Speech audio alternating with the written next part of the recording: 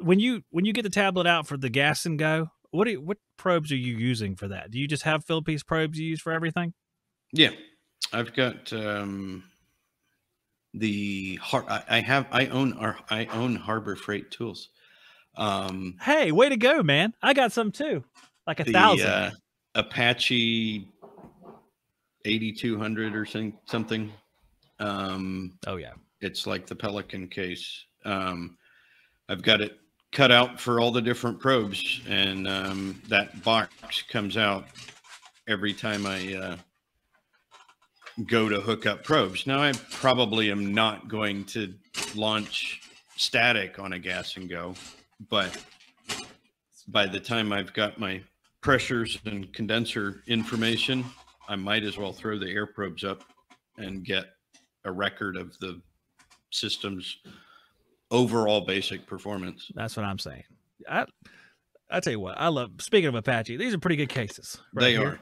I have, this is like the camera version of them. I don't know what number this is. 1800. They're really great. Yeah. It's a really, really good deal. If you don't like anything else at the store, that's pretty good. I like getting the air probes out because there's so much that the air going in and out will tell you, and it doesn't always have to agree with what you think is going on from outside. And plus, I mean, early in the show, you saw the comment probably, I don't know if you were watching that part of it, where the guy was asking why you needed 10 foot or more of distance. And I was like, man, it's hard. You know, the larger houses, you want to put air probes on something, and you have, I mean, maybe you have a repeater. Not all these different sets have repeaters, so some of them do, some of them don't.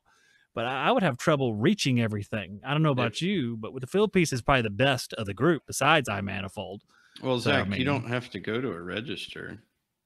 On your gas pack, you can just drill a hole in the side of the hood and stick your temperatures right there. Side? You mean the top? Oh yeah, yeah. That's true. But you do raise an interesting point. A lot of times you can find, if depending on how the system is run, like in the attic, you probably want to limit how far you go from the machine itself. If you have a like air handler, or furnace and coil. But in the crawl space, I mean, that's not quite as big a concern because the temperature difference is lower. The latent humidity difference is higher, but it's a little bit easier to do. But some of these houses are pretty big, and sometimes the condenser's on one end because someone wants their condenser with a little brick wall around it with little holes in it so they can hide it, so people don't believe they have air conditioners, I guess. And then everything else is on the, or at least some of the systems are from the opposite end. So it comes in handy, I think. I know you agree. Yeah. Because that's an easy one. I mean, that's just, to me, it's common sense. If you want the other probes, if you're not using the other probes, then I see. But why don't you have other probes? About years ago, when I was working for a big national brand, and I would actually record the temperature of the outlet of the air conditioner, the air handler, as close to the evaporator coil as possible so that it would give me a 20-degree delta.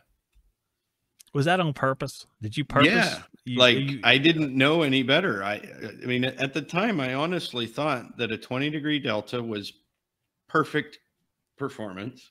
Sometimes it is. Yeah. Right.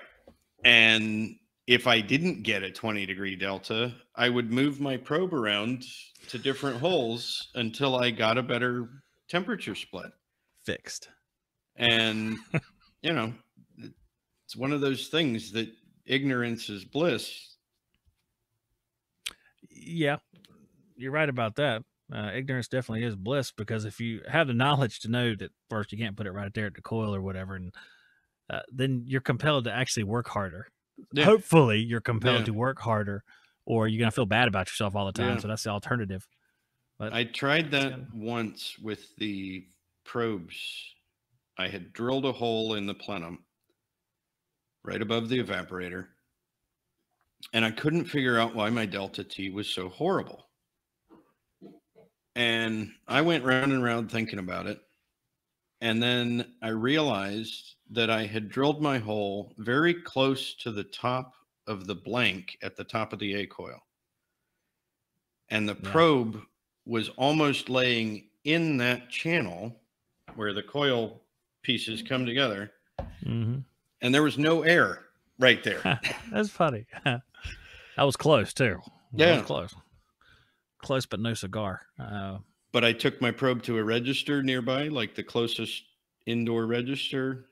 Everything was good. I was like, wow.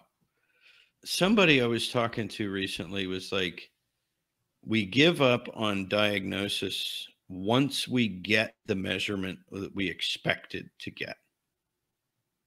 It wasn't me. I mean, but I understand. Somebody.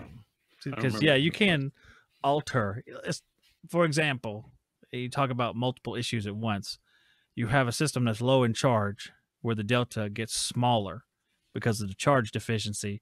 But then you also have a deficiency of airflow, which will actually sort of push it farther apart again. So you measure the airflow. It's like, hey, man, the target's 17. We're 15 and a half. According to this chart, we're close enough. You're good to go. And that's when you go to the next home inspection job that you have, I guess is what that is. But yeah, it's there can be two things wrong. There can be four things wrong, I guess, depending on what unit it is.